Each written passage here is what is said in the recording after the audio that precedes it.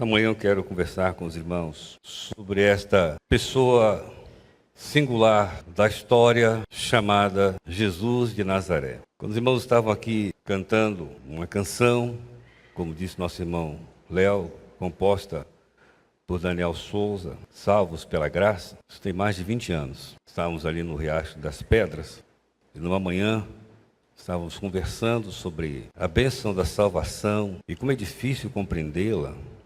Daniel Souza também, ele é pastor e ele recebeu de Deus a inspiração de compor este hino, né? Salvo pela graça. O Senhor Jesus, quando veio a este mundo, ele veio com uma missão. Ele veio trazer graça. João diz que ele veio trazer graça sobre graça. Ele veio trazer aquilo que você e eu mais precisamos nesta vida. Não merecemos, mas ele veio trazer graça. Porque a graça, ela restaura aquilo que foi destruído. A graça, ela abre os nossos olhos para o que tem de verdade e valor nesta vida. A graça nos faz entender que existe um projeto maravilhoso de Deus em relação ao ser humano que foi criado sua imagem e a sua semelhança. Enquanto Jesus andava com os seus discípulos, ele começou a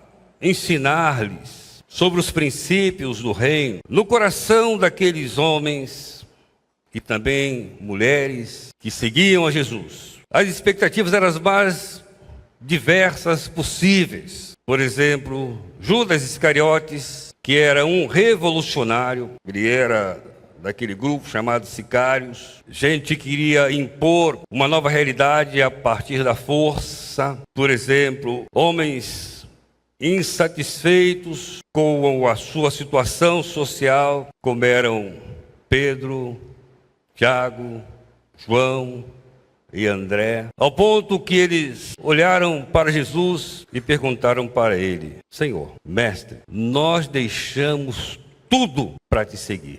O que é que vamos ganhar em troca? Não tinham ainda entendido o projeto de Jesus para a vida. Homens como Tiago e João, filhos de Zebedeu, que olhando para as multidões que arrastavam Jesus, para aqueles que viam a presença de Jesus como algo que nunca se viu na história. João registra lá no seu evangelho, no capítulo de número 6, que depois de Jesus ter multiplicado 5 pães, interessante que João cita 5 pães de cevada. Até eu me atentar para esse fato em João, toda vez que eu pensava que Jesus multiplicou 5 pães, 2 peixes, eu como sou brasileiro, né?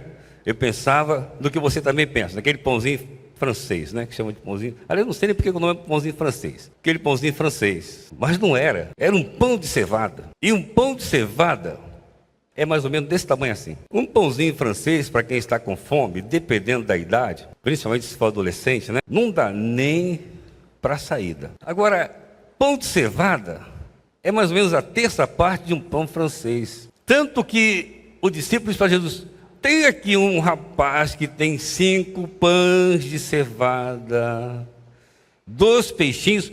Mas o que é isso para tanta gente? Não dava nem para ele. Jesus pega aqueles 5 pães, aqueles 2 peixes, ora e multiplica. E alimenta uma multidão tão grande, que depois do fato ocorrido, a multidão queria fazê-lo rei, diz João. Jesus foge. Fica imaginando essa cena, Jesus fugindo. Ele foge porque ele disse: meu reino não é desse mundo. Esse personagem, Jesus, ele fala o caminho que nos leva a ter felicidade. Ele fala do caráter de quem entra no reino pela graça, que é transformado pela sua presença, porque ele veio para salvar o ser humano do seu pecado. E assim é que lá no Evangelho de Mateus, no capítulo de número 5, o verso de número 4, nós temos Jesus, que, como eu falei domingo passado, falou sobre as bem-aventuranças. Ele diz assim: bem-aventurados os que choram, porque eles serão consolados. Vamos dizer juntos? Bem-aventurados os que choram, porque eles serão consolados. Meus irmãos, esse princípio do reino parece uma contradição, embora Nós não podemos negar que se há algo presente na vida do ser humano, desde o seu nascimento até a sua morte, é o choro. O choro faz parte integrante da vida humana. Aqueles que são pais aqui e que viram seus filhos nascer, ou mesmo que não vendo, ouviram o nascimento de seus filhos, hão de lembrar quando houve aquele choro. Não sei se hoje ainda é assim, mas os médicos tinham essa preocupação de que as crianças expressassem que estavam vivas a partir do choro. Quando meus filhos nasceram, eu não pude entrar, porque naquele tempo não podia, mas eu pude ouvir. E com o coração apertado, o aperto saiu quando eu ouvi o choro. Eu fiquei lá bem perto de onde estava sendo procedido o nascimento. Nunca esqueço essa cena. Eu de um lado, minha sogra do outro. Minha sogra era muito ansiosa quanto a isso. Parecia aquela que estava tendo neném, né? Mas aí, quando o choro veio a alegria.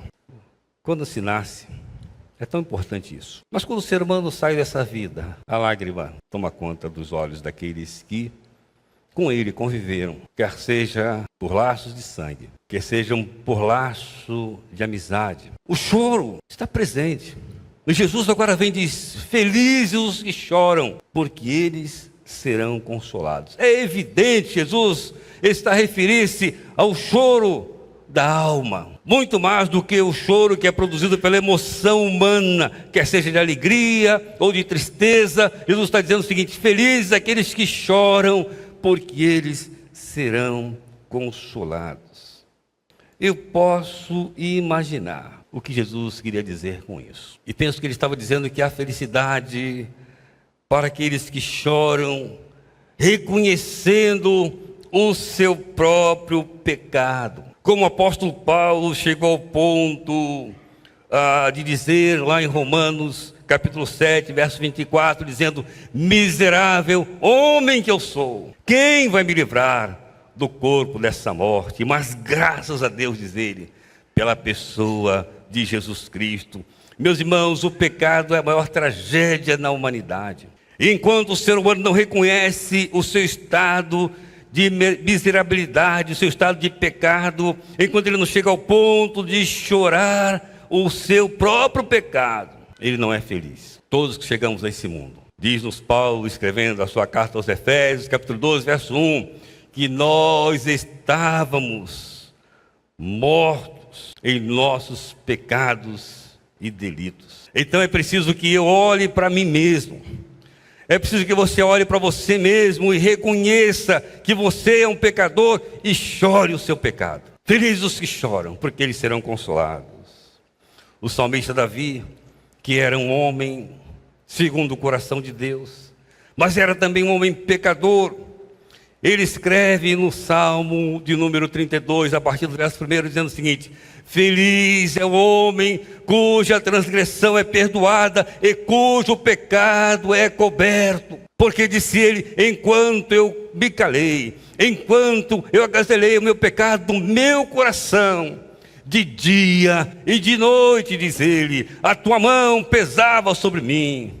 O meu humor, diz ele, transformou-se em sequidão de estio. Confessei-te, diz ele, o meu pecado, e a minha maldade eu não encobri. Hoje nós vivemos um tempo chamado de naturalização do pecado. Ou seja, o pecado não tem mais incomodado. Não os de fora, mas os de dentro. Tudo é normal. Impressionante isso, mas não é normal. Jesus diz: felizes os que choram, ou seja, que choram seus próprios pecados. Lá em Provérbios 28, verso 13, é um texto que deve ficar gravado para todos nós. Quem cobre as suas transgressões, diz a Bíblia, nunca acontecerá o quê? Nunca prosperará. Mas pastor, tem tanta gente aí, pecador, que é rico. Não é isso que a Bíblia está falando. Nunca prosperará como um ser criado à imagem e semelhança de Deus. Nunca desfrutará de uma paz que excede toda compreensão. Nunca terá certeza de que haja o que houver, o Senhor está com ele. Nunca terá disposição como o rei Davi, que chegou a afirmar: o Senhor é o meu refúgio. Deus está comigo. Não temerei o que me possa fazer o homem. Felizes os que choram os seus pecados, mas também felizes os que choram os pecados do outro. Meus irmãos, nós temos uma capacidade, parece que é algo que o pecado deixou em nós, de nós termos facilidade em julgar o pecado do outro. E ele está se preparando para a Olimpíada, né? Então ele vai para lá e vem para cá. Pode ficar tranquilo.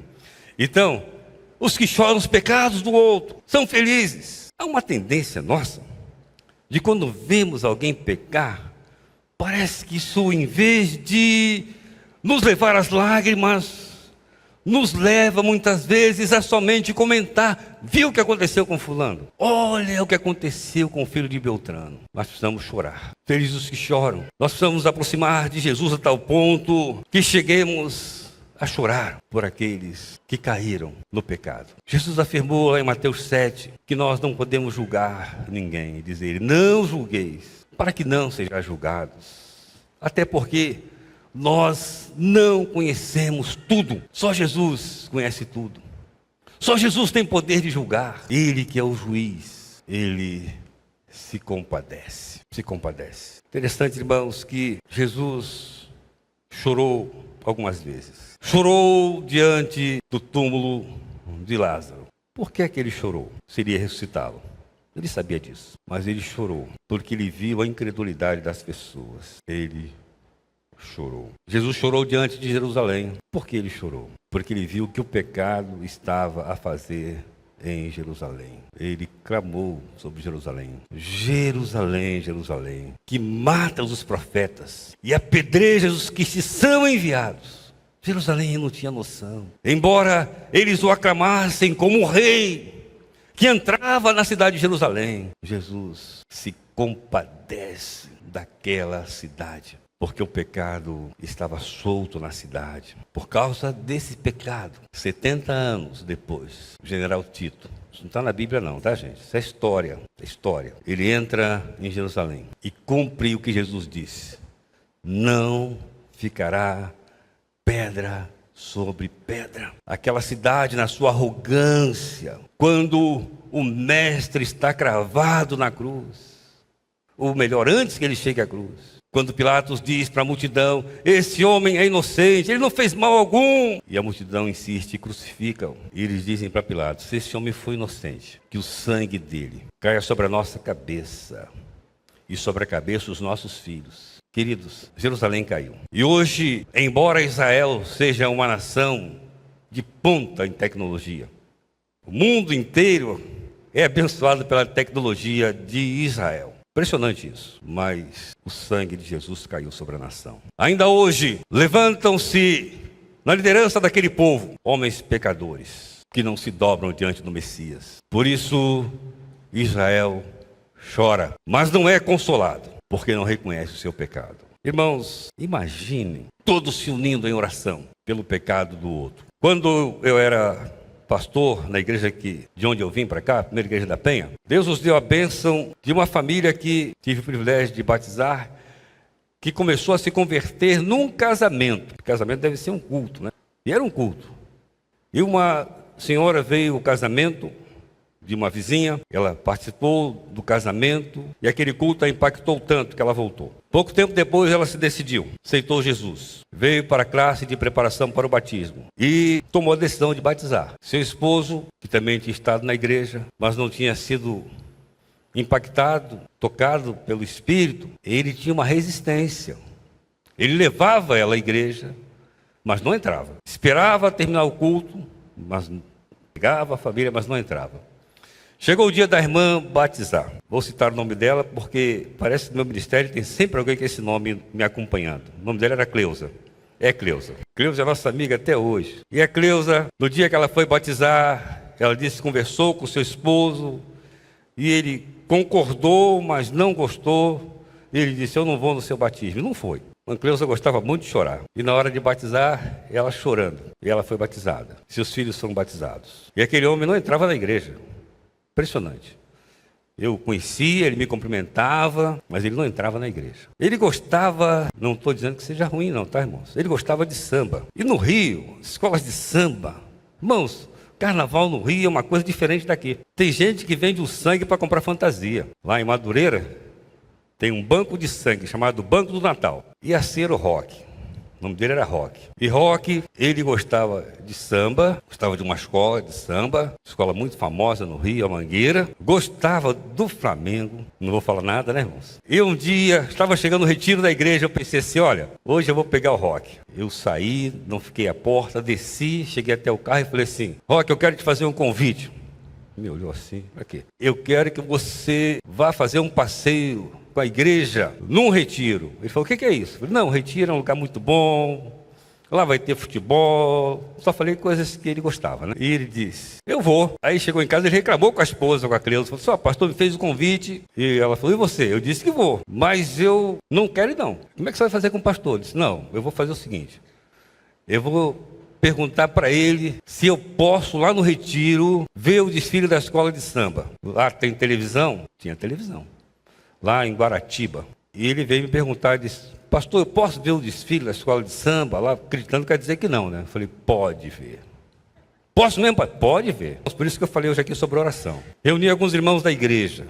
Bernadette vai lembrar disso. Alguns irmãos da igreja e disse, olha, irmãos, veja bem, o Roque vai vir no retiro. Eles não sabem, né? Ele é sambista, ele gosta de jogar bola, então nós vamos colocar ele para jogar bola. E na hora que ele for para o alojamento para ver a escola de samba, eu quero que os irmãos se aproximem dele, comecem a conversar, comecem a orar, um grupo conversa, outro ora, de tal ponto que ele não vai conseguir ver o desfile. Meus irmãos, assim aconteceu. E ele participando dos cultos. Quando chegou no último culto, na terça-feira, o Roque estava com o coração aberto para Jesus. Mas o que aconteceu? Você não sabe que Satanás não dorme, né? E naquela noite, uns adolescentes pegaram o filho do Roque e fizeram aquilo que as pessoas gostam de fazer em retiro, embora eu sempre fui muito duro com isso. Encheram de pasta de dente e outras coisas mais. E o Roque ficou revoltado, mas a semente do evangelho já tinha brotado ali. Encurtando a história, né, irmãos? Roque se converteu, Roque foi batizado, é um crente em Jesus Cristo, nunca mais saiu da igreja. E não passa um mês, né, Bernadette, que ele não ligue para mim.